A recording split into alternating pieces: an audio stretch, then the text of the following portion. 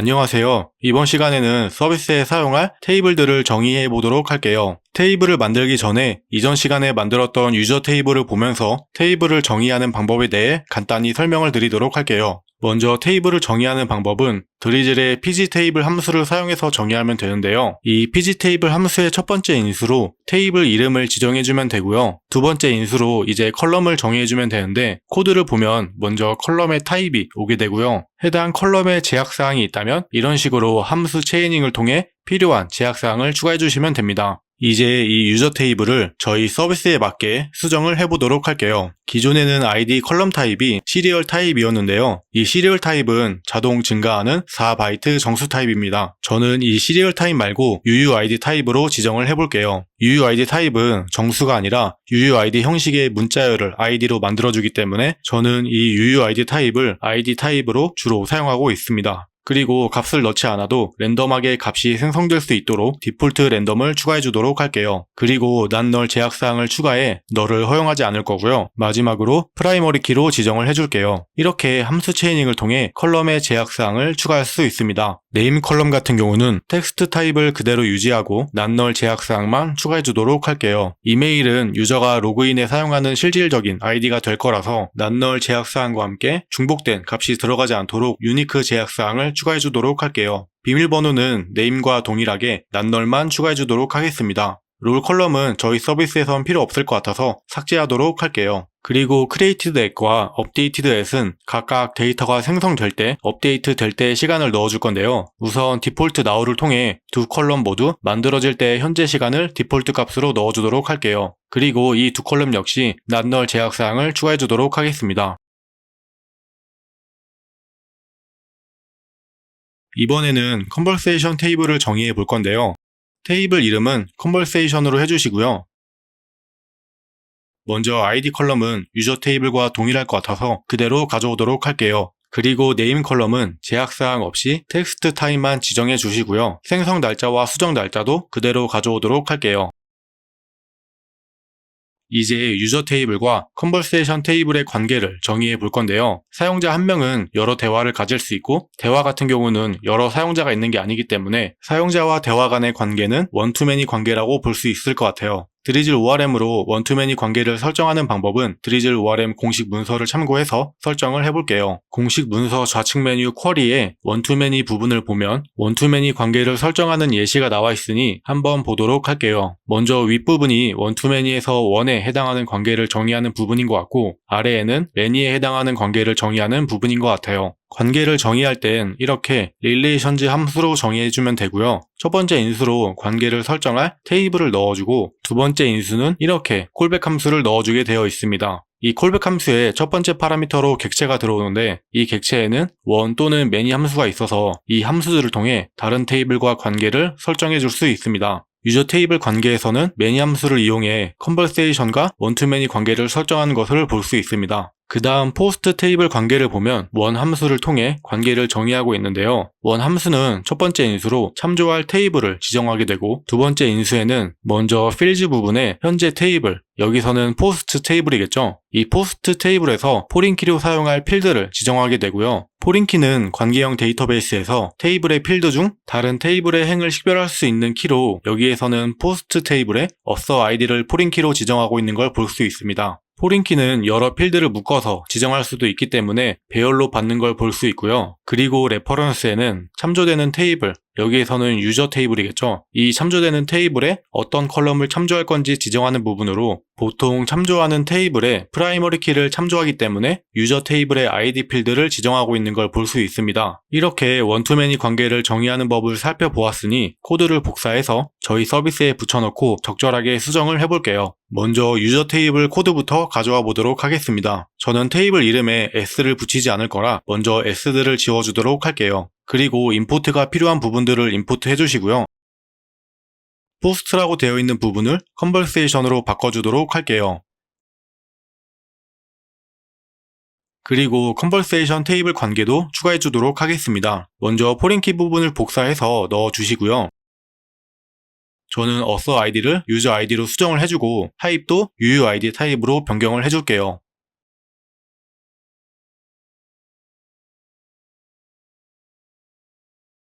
그리고 릴레이션즈 부분도 가져와 주도록 하겠습니다.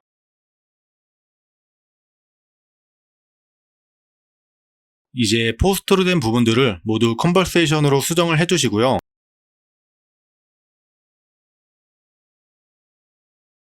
어서는 유저로 수정을 해주도록 할게요. 그리고 원 함수 안에 이름들도 모두 바꿔주도록 하겠습니다.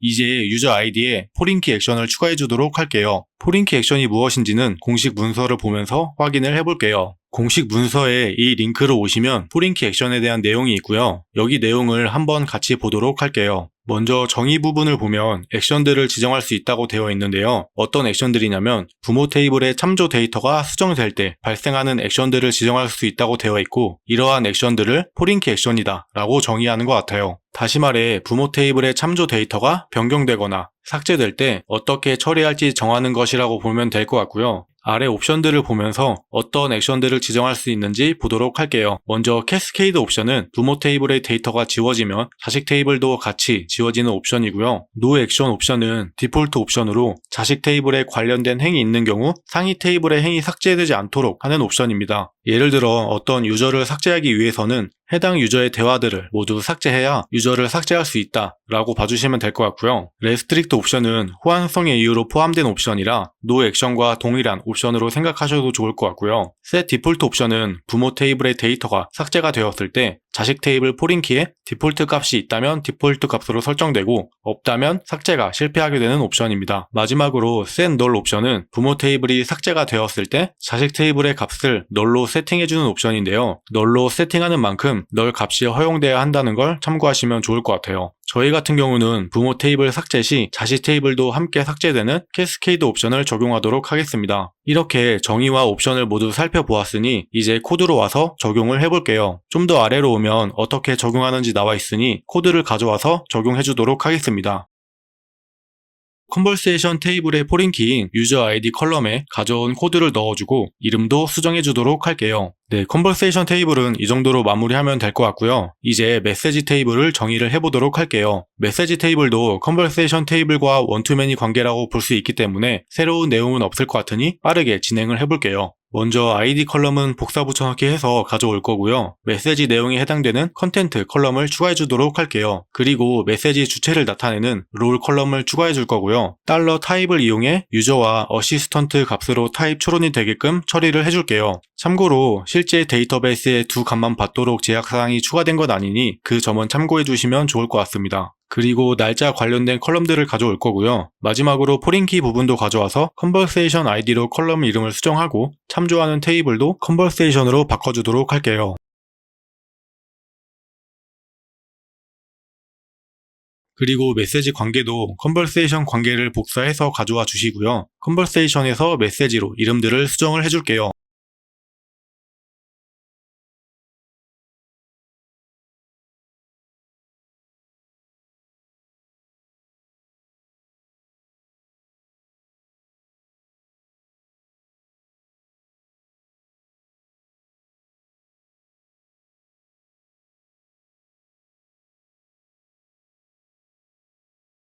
그리고 컨버세이션 관계에서 이름의 s를 삭제해주고 매니 함수를 통해 메시지 테이블과의 관계 설정까지 해주도록 하겠습니다.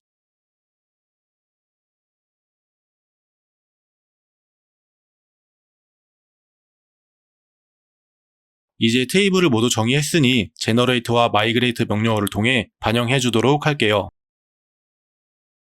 제너레이트 명령어는 잘 실행되었고요.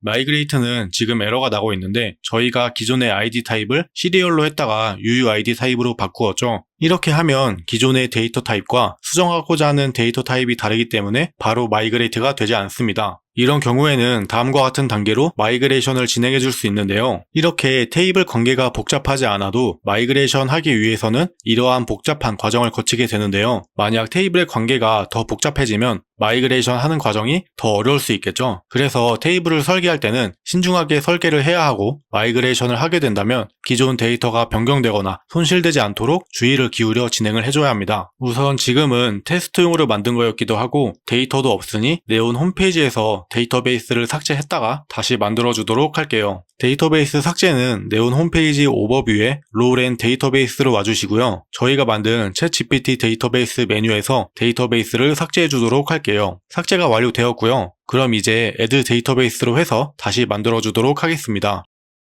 그리고 코드로 돌아와서 제너레이트된 SQL 파일들도 삭제를 해줄 건데요. 마이그레이트 명령어가 여기 파일들을 기반으로 데이터베이스에 반영하기 때문에 이 드리즐 폴더도 삭제하고 제너레이트 명령어로 다시 만들어 주도록 할게요. 다시 생성이 잘 되었으니 마이그레이트 명령어도 진행해 주도록 하겠습니다.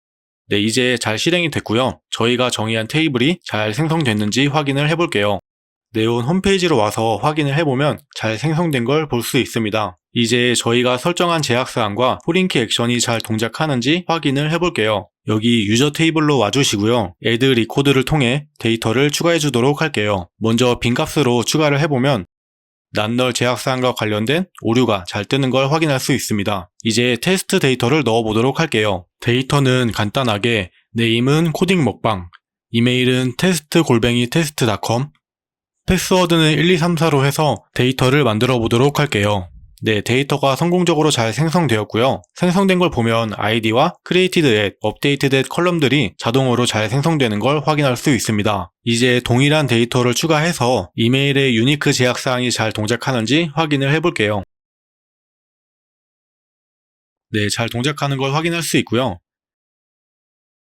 그럼 이메일은 테스트2라고 마저 추가를 해주도록 할게요.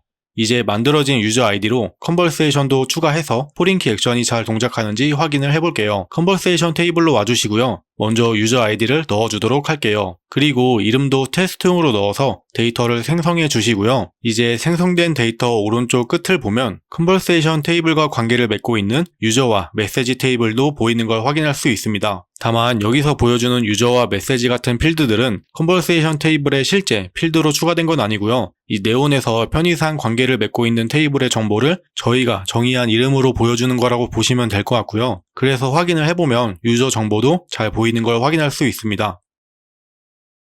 유저 테이블로 와서도 확인을 해보면 컨버세이션 정보도 잘 보이는 걸 확인할 수 있습니다. 이제 마지막으로 이 유저 데이터를 삭제해서 포링키 액션이 잘 동작하는지 확인을 해볼게요. 유저 데이터를 삭제했고요. 컨버세이션 테이블로 와서 확인을 해보면 컨버세이션 데이터도 잘 삭제된 걸 확인할 수 있습니다. 네, 이번 시간에는 드리즐 ORM을 통해 테이블 스키마를 정의하고 만들어보는 시간을 가졌습니다. 다음 시간에는 샤드CN UI 세팅을 해보도록 할게요. 감사합니다.